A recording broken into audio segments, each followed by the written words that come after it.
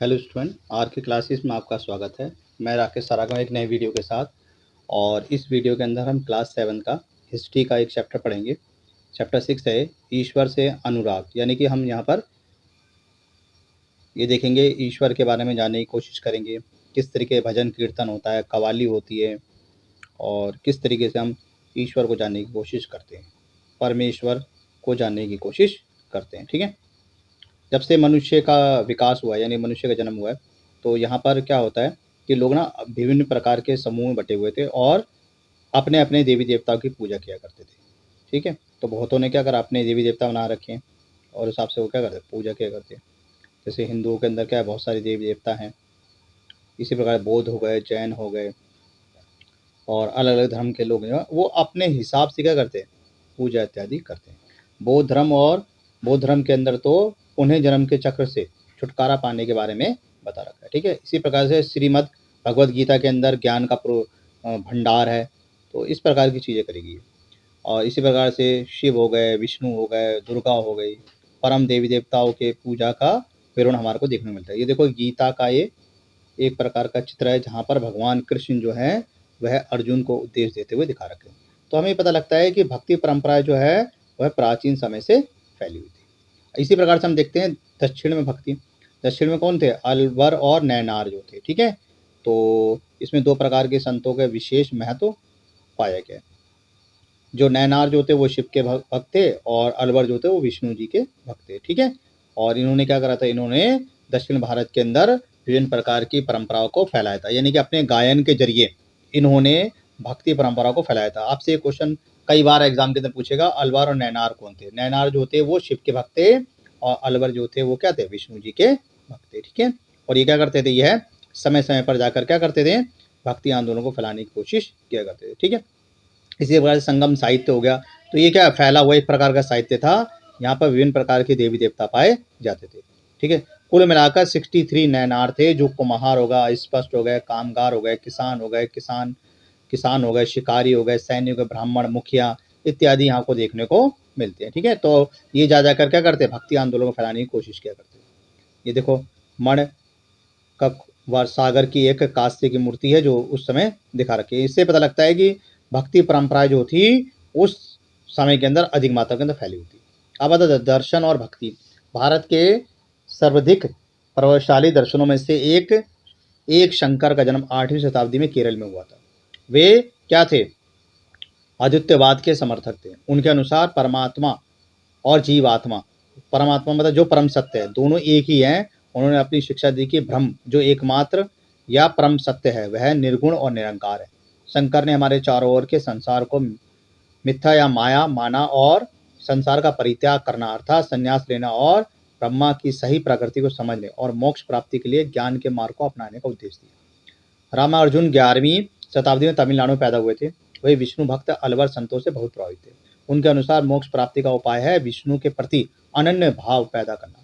भगवान विष्णु की कृपा दृष्टि से भक्त उनके साथ एकाकार होने का परमानंद प्राप्त करते। रामानुजन ने अपने सिद्धांतों को फैलाया। उनके अनुसार आत्मा परमात्मा से जुड़ने के बाद भी अपनी अलग सत्ता बनाए रखती है। रामार्जुन के सिद्धांतों ने भक्ति की नई धारा को बहुत प्रेरित करा, जो परावर्तित काल में उत्तर भारत में अधिक विकसित हुई। अब आता है वसवाना का वीर शववाद। ठीक है, तमिल भक्ति आंदोलन और मूर्ति पूजा के बीच क्या संबंध है, इसके बारे में हम जानेंगे। ठीक है, वसवाना और अल्मा प्रभु और कम महादेवी जैसे उनके सदस्यों द्वारा प्रारंभ किए गए वीर शव आंदोलन में स्पष्ट रूप से देखने को मिलता है। यह आंदोलन 12वीं शताब्दी के मध्य में कर्नाटक में हुआ। वीर शवों ने सभी व्यक्तियों की समानता के पक्ष में जाति तथा नारी के प्रति व्यवहार के बारे में ब्राह्मणवादी विचारधारा के विरुद्ध अपनी आवाज़ उठाई। और उन्होंने अलवर वे इसके अलावा वे सभी प्रकार के कर्मकांडों और मूर्ति पूजा का क्या करते, विरोध किया करते थे। ठीक है, तो इस प्रकार के होते थे जिन्होंने जो बुराइयां थी उनको दूर करने की कोशिश करी। अब आता दक्कन में भारतीय आंदोलन। 13वीं से 17वीं शताब्दी तक महाराष्ट्र में अनेक संत कवि पैदा हुए। इनके सरल मराठी भाषा में लिखे गए गीत भी आज भी क्या है, जनमानस को प्रेरित करते हैं। इन संतों में सबसे महत्वपूर्ण थे ज्ञानेश्वर, नामदेव, एकानाथ और तुकाराम तथा साखू बाई जैसी स्त्रियां तथा चोखा मेठा का परिवार था, जो अस्पष्ट समझे जाने वाली माहिर जाति का था। भक्ति की यह क्षेत्रीय परंपराएं विट्ठुल यानी विट्ठुल मतलब होता है विष्णु का एक रूप, पर जनमानस के रूप में ईश्वर के बारे में बताता है। इन संतों ने सभी प्रकार के कर्मकांड और ढोंगों का इन्होंने विरोध करा, यहाँ तक कि उन्होंने संन्यास के विचारों को भी ठुकरा दिया और किसी भी अन्य व्यक्ति की तरह रोजी रोटी कमाते हुए परिवार के साथ रहने और विनम्रता पूर्वक जरूरतमंदों की सहायता करने, सेवा करने पर इन्होंने जोर दिया। उन्होंने इस बात पे जोर दिया कि असली भक्ति दूसरों के दुखों को दूर करना है। ठीक है। और इनमें से एक मानवतावादी विचारधारा का उदय हुआ, जैसे कि सुप्रसिद्ध गुजराती संत नरसिंह मेहता ने कहा है, वैष्णव जन तो तेने कहिए पीर पराई जाने रे। ठीक है। तो इस प्रकार के गीतों के जरिए इन्होंने भक्ति आंदोलन को फैलाने की कोशिश करी। समझ गए बच्चों। अब आता नाग पंथी सिद्ध और योगी। इस काल में अनेक ऐसे प्रसिद्ध समूह उभरे जिन्होंने साधारण तर्क वितर्क का सहारा लेकर रूढ़िवादी धर्म के कर्मकांड और अन्य बनावटी पहलू तथा समाज व्यवस्था की आलोचना की। इनमें नागपंथ, सिद्धाचार, योगी जन उल्लेख है। इन्होंने संसार का परित्याग करने का समर्थन किया। इनके विचार से निरंकार परम सत्य का चिंतन, मरण और इसके साथ एक हो जाने की अनुभूति ही मोक्ष का मार्ग है। इनके लिए उन्होंने योग साधना, प्राणायाम, चिंतन, मनन जैसी क्रियाओं के माध्यम से मन और शरीर को कठोर परीक्षण देने की आवश्यकता पर बल दिया। ये समूह खासतौर पर नीची कही जाने वाली जातियों में बहुत लोकप्रिय है। इनके द्वारा की गई रूढ़िवादी धर्म की आलोचना ने भक्ति मार्ग धर्म के लिए आधार तैयार करा, जो आगे चलकर उत्तर भारत में अधिक लोकप्रिय हुआ। अब आता है इस्लाम और सूफी संत। संतों और सूफियों में बहुत अधिक समानता थी, यहाँ तक कि माना जाता है कि उन्होंने आपस में कई विचारों का आदान प्रदान करा और उन्हें अपनाया। सूफी मुसलमान क्या थे? रहस्यवादी थे। वे धर्म के बाहरी आवरणों को अस्वीकार करते हुए ईश्वर के प्रति प्रेम और भक्ति तथा सभी मनुष्य के प्रति दया भावना रखने पर बल देते थे। इस्लाम ने एक ईश्वरवाद यानी एक अल्लाह के प्रति पूर्ण समर्थन का दावा करा है। 8वीं और 19वीं शताब्दी में धार्मिक विद्वानों ने पवित्र कानून, शरिया और इस्लामी धर्मशास्त्र के विभिन्न पहलुओं को विकसित किया। इस्लाम धीरे धीरे जटिल होता गया और जबकि सूफियों ने एक अलग रास्ता अपनाया जो ईश्वर के प्रति व्यक्तिगत समर्थन पर बल देता था।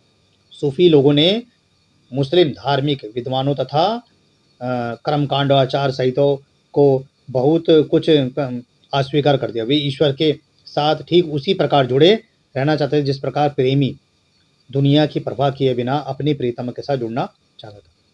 संत कवियों की तरह सूफी लोग भी अपनी भावनाओं को व्यक्त करने के लिए काव्य रचना किया करते। वे ग्रंथ में एक विस्तृत साहित्य तथा कई किस्से कहानियों इन सूफी संतों के इर्द गिर्द विकसित हुई।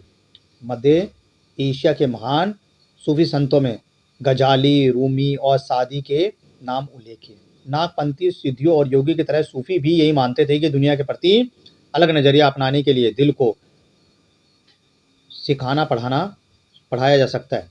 उन्होंने किसी ओलिया या पीर की देख रेख में जिक्र, नाम का जाप, चिंतन, गाना, नित्य चर्च, सांस पर नियंत्रण आदि के लिए परीक्षण की विस्तृत रीतियों का विकास करें। इस प्रकार आध्यात्मिक सूफी उस्तादों की पीढ़ियां सिलसिलाओं के अनुसार चलती रही। इनमें से हर एक सिलसिला निर्देश व धार्मिक क्रियाओं पर थोड़ा बहुत अलग तरीका अपनाते थे। ठीक है। देखो ये सारे नाच गाने के जरिए यह ईश्वर से जुड़ने के बारे में बता रखे। देखो कुरान शरीफ की ये क्या है, एक पृष्ठ है जो दिखाया गया है। 11वीं शताब्दी में अनेक सूफी जन मध्य एशिया से आकर हिंदुस्तान में बसने लगे। दिल्ली सल्तनत की स्थापना के साथ यह प्रक्रिया उस समय और भी मजबूत हो गई जब उपमहाद्वीप में बड़े बड़े अनेक सूफी केंद्र विकसित हुए। चिश्ती सिलसिला इन सभी सिलसिलों में सबसे अधिक प्रभावशाली था। इनमें औलिया की एक लंबी परंपरा थी, जैसे अजमेर के ख्वाजा मौदुद्दीन चिश्ती, दिल्ली के कुतुबुद्दीन बख्शी काकी, पंजाब के बाबा फरीद, दिल्ली के ख्वाजा नवाबुद्दीन औलिया और गुलबर्ग के वदनवाज गुरुदास राज। ठीक है। सूफी संत अपने खानखाहों में विशेष बैठकों पर आयोजन किया करते थे, जहाँ सभी प्रकार के भक्तगण अपनी शाही घरानों के लोग तथा अभिजात और आम लोग भी शामिल थे। इन खानखाहों में आते थे। वे आध्यात्म विषयों पर चर्चा किया करते थे, अपनी दुनियाओं की समस्या को सुलझाने के लिए संतों से आशीर्वाद मांगते तथा संगीत और नृत्य के जलाशयों में सम्मिलित होकर चले जाते थे। अक्सर लोग यह समझते थे कि सूफी ओलियों के पास चमत्कारी शक्तियाँ होती थी। इससे आम लोगों की बीमारी और तकलीफों से छुटकारा मिलता था। सूफी संतों की दरगाह एक तीर्थस्थल बन जाता था, जहाँ कभी ईमान धर्म के हजारों लोगों की संख्या में इकट्ठे होते थे। ठीक है, तो एक प्रकार का चित्र है जो दिखाया गया उस समय के सूफी संत जो दरगाह में जाते हुए दिखा रखे हैं। तो इससे पता लगता है कि उस समय भी सूफी परंपराएं बहुत अधिक मात्रा में फैली हुई थी। अब आता उत्तर भारत में धार्मिक बदलाव। 13वीं सदी के बाद उत्तर भारत में भक्ति आंदोलन की एक नई लहर आई। ये एक ऐसा युग था जब इस्लामी ब्राह्मणवादी हिंदू धर्म, सूफी संत, भक्ति की विभिन्न धाराओं ने और नागपंथी सिद्धियों तथा योगी ने परस्पर एक दूसरे को प्रभावित करा। ये लोग एक दूसरे के साथ मिला करते थे, जाया करते थे और एक दूसरे के साथ अपने विचार व्यक्त किया करते थे। इनमें विशेष रूप से शिल्पी, कृषि, व्यापारी, मजदूर इन सभी संतों के विचारों को सुनने के लिए इकट्ठे हुआ करते थे। इनमें से कबीर और बाबा गुरु नानक देव जी ऐसे कुछ संतों ने सभी अड़म्बों को अस्वीकार कर दिया। ठीक है, तुलसीदास, सूरदास जैसे कुछ अन्य संतों ने उस समय विद्यमान विश्वासों तथा परंपराओं को स्वीकार करते हुए उन्हें सबकी पहुंच में लाने का प्रयास करा। तुलसीदास ने ईश्वर को राम के रूप में धारण करा और तुलसीदास द्वारा लिखी गई एक रचना रामचरितमानस उनके भाव, भक्ति की अभिव्यक्त और साहित्यकृत दोनों को बताती है। सूरदास श्री कृष्ण के अनन्य भक्त थे। इनकी रचना सूरसागर, सूर्यावली, साहित्य लहरी में संग्रहित है और इनके भाव भक्त को अभिव्यक्त करती है। असम के शंकर देव जो इन्हीं के समर्थक थे, वे विष्णु के भक्ति पर बल दिया करते थे और असमिया भाषा में कविता तथा नाटक लिखा करते थे। साथ ही नामघर स्थापित करने की पद्धति चलाई जो आज तक चली आ रही। इस परंपरा में दाऊ, दयाल, रविदास, मीराबाई जैसे संत भी सम्मिलित थे। मीराबाई एक राजपूत राजकुमारी थी। इसका विवाह 16वीं शताब्दी में मेवाड़ के एक राजसी घराने में हुआ था। मीराबाई रविदास जो अस्पृश्य जाति के माने जाते थे के अनुयायी बन गई। वे कृष्ण की क्या थी, प्रेमिका थी और उन्होंने अपना सब कुछ कृष्ण को सौंप दिया था और अपने भक्ति भजनों से वह भगवान कृष्ण को रिझाया करती थी। उन्हें ऊंच नीच की भावना को त्याग दिया। वे संतों के बीच में बैठा करती थी, संतों के साथ जाया करती थी और हरि के भजन गाया करती थी। अपने गायन के जरिए उन्होंने क्या करा, मीराबाई ने लोगों को जोड़ने की कोशिश करी। ठीक है, उन्होंने अपना सब कुछ त्याग दिया, अपने घर इत्यादि को त्याग दिया। अपने पति की मृत्यु के बाद उन्होंने एक तरीके संसार को छोड़ दिया और मीराबाई के भजन जो है वह आज भी जाने जाते हैं। ठीक है, तो इस तरीके से मीराबाई जो थी भगवान कृष्ण की क्या थी, परम भक्ति। अब आता कबीर। कबीर जो थे 15वीं-16वीं शताब्दी में बसे थे। वे अत्यधिक प्रभावशाली संत थे। उनका लालन पालन पोषण बनारस में उनके आसपास के एक मुस्लिम जोहा यानी कि बुनकर परिवार में हुआ था। उनके जीवन के बारे में हमारे पास बहुत कम विश्वसनीय जानकारी है। हमें उनके विचारों की जानकारी उनकी सखियों और पदों के विशाल संग्रह से मिलती है। उनके बारे में कहा जाता है कि उनकी रचना तो कबीर ने की, परंतु वे घुमक्कड़ भजन गायकों द्वारा गाए जाते थे। उनमें से कुछ भजन हमारे आदि गुरु ग्रंथ साहिब और पंचवड़ी और विजिक में संकलित एवं सुरक्षित रखे गए। ये देखो कबीर का एक चित्र दिखा रखा है। ठीक है, इनकी वाणी जो थी वो काफ़ी अच्छी वाणी थी। कबीर के उद्देश्य प्रमुख धार्मिक परंपराओं और पूर्ण और प्रचलित मात्रा में पाए जाते हैं। इनके उपदेश में ब्राह्मणवादी हिंदू धर्म और इस्लाम दोनों की भारी आडंबन पूजा के सभी रूपों का मजाक उड़ाया गया। यानी इन्होंने हिंदू और मुस्लिमों के जो मतलब चीज़ें थी, जैसे इन्होंने इसका क्या विरोध करा, इन्होंने भारी आडंबर का विरोध करा। ठीक है, इन्होंने बोला ईश्वर का निरंकार है, इसका कोई रूप नहीं है। ठीक है, तो इस तरीके से इन्होंने करा। कबीर निरंकार परमेश्वर विश्वास किया करते थे। उन्होंने यह उपदेश दिया कि भक्ति के मार्ग से ही मोक्ष की प्राप्ति हो सकती है। हिंदू और मुसलमान दोनों इनके क्या अनुयायी थे। अब आता बाबा गुरु नानक देव जी। बाबा गुरु नानक देव जी का जन्म जो है वो 1469 से 1539 के बीच में हुआ।